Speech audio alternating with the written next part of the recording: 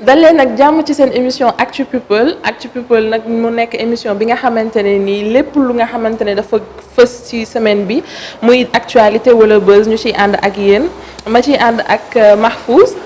di la bàyyi nga présenté wu. alors maa ngi lay fay Amina di nuyu ñi nga xamante ni ñoom ñooy seetaan Sunugal 24 ci émission bu mag bi nga xamante ni moom mooy Actu People. donc ñu am contenté trop dikkaat fi. muy deuxième numéro. oui deuxième numéro ñuy ànd ak yéen ci li gën a fës comme ni ñu leen koy waxee à chaque fois ñuy ñëw nag tey ci ki nga xamante ne nii kenn dootu ko présenté à travers ces émissions ñu koy dégg dernièrement ci lu bëree bëri mu di Père Mangone Père Mangone Mahfouz lan nga jàngatee situation bi dernièrement. Père Mangone bu Sen TV bu Sen TV. Père Mangone bon Père Mangone je pense que temps yi xaw yàgg na sax mi ngi def bruit. mi ngi yëngal comme ni ñu koy waxee donc à travers les réseaux sociaux surtout YouTube ak statut WhatsApp donc ñu koy gis fan yi ñu koy partagé ci ay vidéos yoo xam ne si nii ñu ngi koy jëlee ci émission yi muy def soit mu nekk Sen TV bi ci mujj benn interview boo xam ne si nii jàpp moo fi nga xamante ni fa la ko defee. donc gis naa ni fan yi daal Sénégalais yi jël nañ ko. jël nañ ko bu baax a baax a baax. Sénégalais yi lu ñu jël rek am na lu nekk ci ginnaaw. donc après xam naa dinañ gën a dugg ci biir. gën a xool bu baax a baax lan moo tax Sénégalais yi di xool pa boobu nga xamante ni moom mooy Père Mangone bu Sen TV. voilà à chaque fois nag comme niñ koy defee dara bu xewee dañ koy indi leeral ko waxtaane ko ba yéen ngeen mën ci am ay informations yu leer ba tax na aussi ngeen jëlee ci ay jàngat comme niñ koy waxee ndax lépp dañ koy waxtaane Mahfouz. donc comme ni nga ko waxee dernièrement nit ñaa ngi koy partagé nit ñaa ngi ciy waxtaan nit ñaa ngi koy jël am na lu nekk ci biir am na lu ci nekkul mu nekk mag boo xamante ne ni. dañ ko xamee ci waxtaan xamee ko ci communication ak yenn conseils yi nga xamante ne daf koy faral di joxe. conseil bi naka nga ko gisee ak ni mu koy defee. bon je pense que conseil yi muy joxe am na solo. am na solo trop sax am na solo bu baax a baax ñu koy nuyu aussi kenn mënu ko nii waaw ñu koy nuyu au passage suñu père la mais kenn mënul wax que ni li muy def amul solo am na solo parce que mag la bu dund. ay at yu bari donc am benn vécu am benn expérience boo xam si ni peut-être que accumulé na ko ci li nga xamante ni moom mooy dundam donc peut-être que mu bëgg ko partager ak sénégalais yi surtout xale yi nga xamante ni ñoom ñoo fi nekk mais dañ ko gis ci ay sorteem émission yi muy def yépp Père Mangone ci affaire sexualité lay wax affaire de góor jigéen lu ci bëri ci lañ koy dégg te xam nga sénégalais dafa nekk nit boo xam ne si nii daanaka affaire vulgarité affaire sexe surtout jamono bi avec internet les réseaux sociaux waaw les réseaux sociaux dañ koy partager di ci kaf di reetaan di wax paa bi dégg nga paa bi li ñu wax affaire yi mais est-ce que li ñuy partager parce que parfois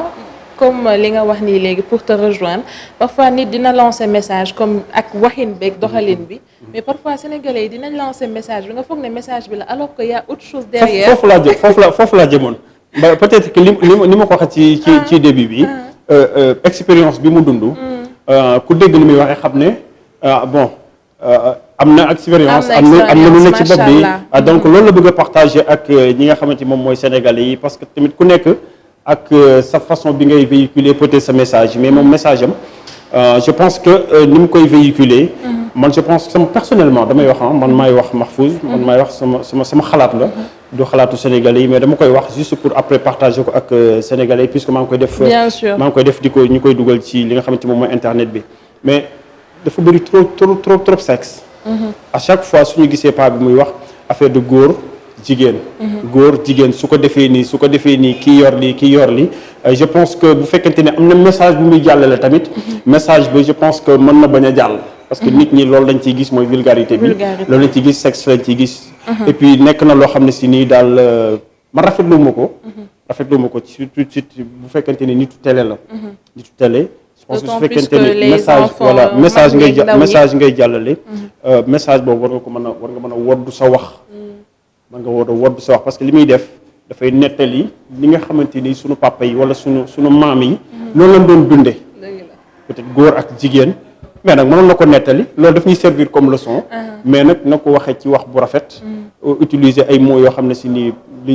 ñuy tuddee ay gros mots bu bañ a utiliser ay gros mots wax loo xam ne si nii ku ko dégg wala koo xam ne si dafay toog di ko seetaan ak doomam dafay gêné wu donc mu nekk loo xam ne si ni je pense que war nañ ci mën a reprocher man su ma amee loo xam ne si ni ci laa koy reprocher ci loolu laa koy reprocher donc nekk na loo xam ne si daal su ma sañoon mu changer ni muy communiquer muy xool mots yi nga xam ne si ni moom lay utiliser mu xam que ni am na ay xale yoo xam ne si dañuy seetaan li muy def mais am na ay mag yoo xam ne si dañ koy seetaan te je pense que télé la ñuy wax te télé suñ ko waxee moom mooy que ni dafay yeete dafay jàngale mais dafay informer bien sûr mu nekk lu am solo aussi donc pratiquement Mahfouz wax nga lépp tu as parlé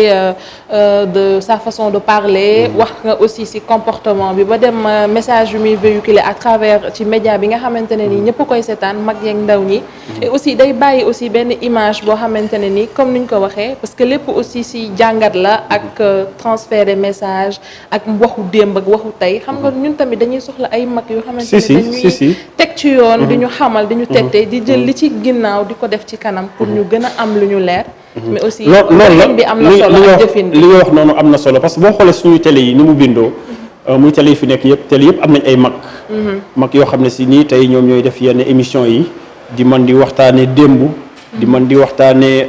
li nga xamante ni peut-être que ñun ndaw ñi fekkewuñ ko ñu koy fàttali pour ñu mën a xam ñun fan lañ bokk xam yan lan lañu war a def fan la ñu war a teg suñu tànk mais su fekkente ni mag ñooñu ñooy nekk ci télé bi au lieu ñu wax ñu loo xam ne si nii tey li ñuy jëmale kanam la au lieu ñu wax ñu loo xam ne si nii ay valeur la soit li muy def li muy wane ay valeur la parce que léeg-léeg mooy la jigéen nii la daan def góor nii la daan def jigéen nii la def mais c'est-à-dire mu utiliser mooy yoo xam ne si nii c'est-à-dire mu wodd waxam mu wodd ko bu baax a baax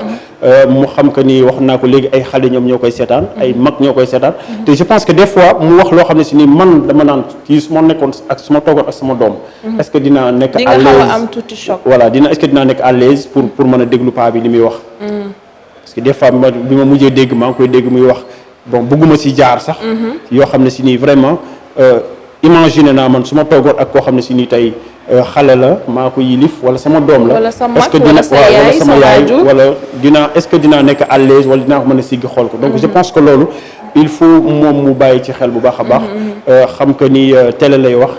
te télé dafa nekk loo xam ne si ni lu sacré la ci kaw loolu Mahfouz yaakaaroon ne ni que ñi yor wàllum di teytu lépp lu nga xamante ne mooy génn ci comportement jëfin ak waxin ak doxalin ci télé nit ñi di ko seetaan mu nekk lu xamante ne war na mën a am problème moom paa bi wala ou pas lan nga xalaatee ci comportement par rapport ak loolu noonu ndax am na ñu fi taxaw pour loolu pour man su fekkente ni CNRA mi nga xamante ni moom moo jógoon tey dal ci kaw série bi ñuy wax infidèle parce que daf doon diffuser ay propos yoo xam ne si nii wala peut-être ay images yoo xam ne si nii àndul ak suñu doxalin bu fekkonte CNRA boobu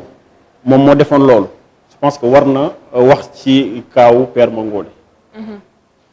su fekkee également Jamra mi nga xamante ni moom tamit chaque jour ñu ngi koy dégg ci yu mel noonu ba série infidèle bii ci mujj maîtresse d'un homme marié rangu ñoom ñëpp affaire de vulgarité lañ leen doon toppee bu fekkente ni ñoom aussi loolu moom moo tax ñu jóg je pense que Père Mangone war nañ jox ci li nga xamante moom kaan ci kaawam je n'ai rien contre Père Mangone nag sama xalaat laay wax sama xalaat laay wax comme tous les Sénégalais moom sama xalaat di ko wax mais li muy def ci boppam CNRA war na ci wax Jamra bu fekkente ni loolu aussi mission am la comme ni mu koy defee ci yeneen série yeeg affaire yooyu wala yeneen nit yi génn di def naka sul noonu war na génn wax ak moom parce que ci télé lay wax te li muy wax je pense que ñëpp xam nañ ni vulgaire mënul passé li nga xamante ni Père Mangone bu Sen TV mi ngi koy def comme moo waxaat ko nag aw ma benn problème ak moom mais sama xalaat kese lan la tu donnes juste ton avis juste mon avis mais en tout cas man rafetlu ma ko et puis bon nañ ci bàyyi xel bu baax a baax waaw ndax mag su génnee di wax rek surtout ci télé war na wax boo xam ne si nii tey dañ ciy jànge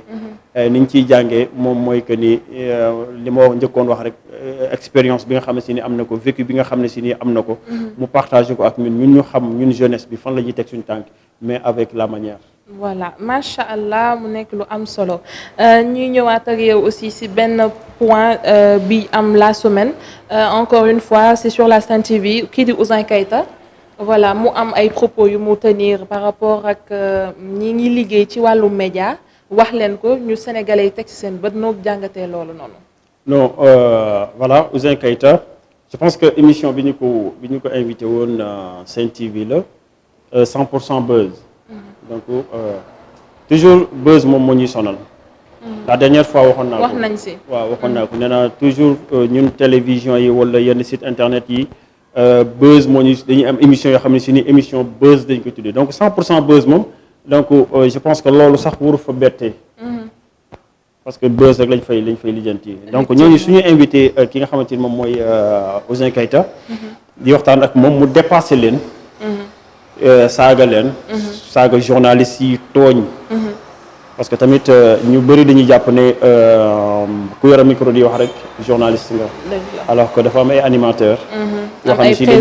ay présentateurs. yoo xam ne si ni tey ñoom la ñuy jox yenn émissions yi ñu koy def. ñu di ko def mais nag ñoom bu ñu jàpp ne ku yor micro di wax rek journaliste nga. ñoom ay animateurs lañ. di animer émission. donc bu mu ci tuddee journaliste yi je pense que tooñ na wala xamul lu muy wax. donc moo koy rectifier foofu. di ñëw ci ñaar ñi nga xamante ni ñoom ñoo doon animer émission bi. dañuy c'est-à-dire boo invité nit il faut nga respecter ko. ko am na solo bu baax mais aussi. émission boo ci invité nit plateau nga invité ko nit ki ñëw toog. déplacé bàyyi léppam. yaa ngi dégg am ñeneen ñoo xam ne peut-être que ñu ngi ko doon woo mun ñu ko jot. am ñoo xam si soxla woon nañ seen plateau amuñu ko yow nga am ko respecté ko ak nu mu mënti mel respecté ko soo ko respecté wul du la respecté parce que mënu la invité nit mu ñëw ci plateau am ci sa plateau nga koy doyee dil wala nga koy dépassé te nit ku nekk nit la soo ko dépassé mu dépassé wala soo xam ne da nga ko bëgg a humilier bala nga koy humilier mu humilier la dëgg neexul ba tax na yenn émission yi wala yenn apparition yi il faut ñu koy xoolaat ak ci comportement bi il faut ñu koy xoolaat Amina parce que dafa am solo xam nga fekkente ni à chaque fois ñuy gis ñuy humilier ngay invité artiste di ko humilier dafay dem ba benn instant yow est-ce que suñu plateau yi wala su yenn médias yi sax est-ce que dootuñu am problème à l'avenir di am invité.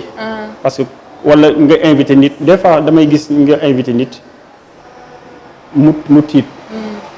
wala suy ñëw da ngay xam ne kii nekkul à l'aise parce que mi ngi xalaat ne dina fi def loo xam ne si nii dinañ ko fi laaj loo xam ne peut-être mën na yàq addunaam wala mën na yàq carrière am nga gis ko ni da nga koy gis ci kanamam. donc mu nekk benn fitna boo xam ne si nii ñoom artistes yi dañ koy dund. man ñi ngi may seetaan. dañ koy dund bu baax a baax. ngay gis ki ñëw plateau du nekk. parce que mi nga xalaat ne mën na def mën na déraper su déraper gars yi duñ ko may dara. dañ koy génne ñu koy dund stress boobu ñu koy dund. donc ñun ñoo leen di mën a comprendre. ñun ñu leen di invité ñu respecté leen. xam ne ñii kat suñu ay gan lañ. dañu bàyyi lu bëree accepter suñu invitation te je pense que suñu continuer ci lancé bii nii di humilier ay nit. et sur les plateaux. dinañ dem ba benn instant pour ñu am invité. ci plateau dina jafe koo fu woo mu ne la ñëwuma. te moom boppam. su ko neexee ñëw su ko neexul di ñëw. voilà donc mu nekkoon na ñaari point yi nga xamante ne nii dañ si àndoon ak yéen di ko waxtaanee ak yéen ñuy fàttali ne que ñun lii mooy suñu liggéey lii rek moo ñu taxoon jóg waxtaan leeral ba mu leer mais dans la joie et dans la bonne humeur di ci ànd ak yéen Mahfouz ma bàyyi la nga tàggatoo. maa ngi lay gërëm bu baax a baax di gërëm également ñi nga xamante ni ñoom ñooy mbokk internet yi seetaan Sunugal 24. vraiment nekk na émission boo xam ne si nii. bon émission la boo xam dañuy wax sama xalaat comme ni ma koy waxee tous les jours sama xalaat laay wax parce que sénégalais la comme tout le monde j'ai mon mot à dire dama koy wax ku apprécier ça va koo xam ne si nii aussi gis nga ci safaan bi bon jàppal ni sama xalaat laa wax xalaat nga wax aussi di jéggalu ñëpp nag di baalu ñëpp parce que defar rek moo ma tax a jóg aw ma ak problème ak kenn jaa ngeen jëf vraiment ñuy kontaan bu baax a baax di leen jaajëfal yéen ñuy toog duñu seetaan jël seen temps duñu déglu à la prochaine ci beneen émission inch'Allah merci beaucoup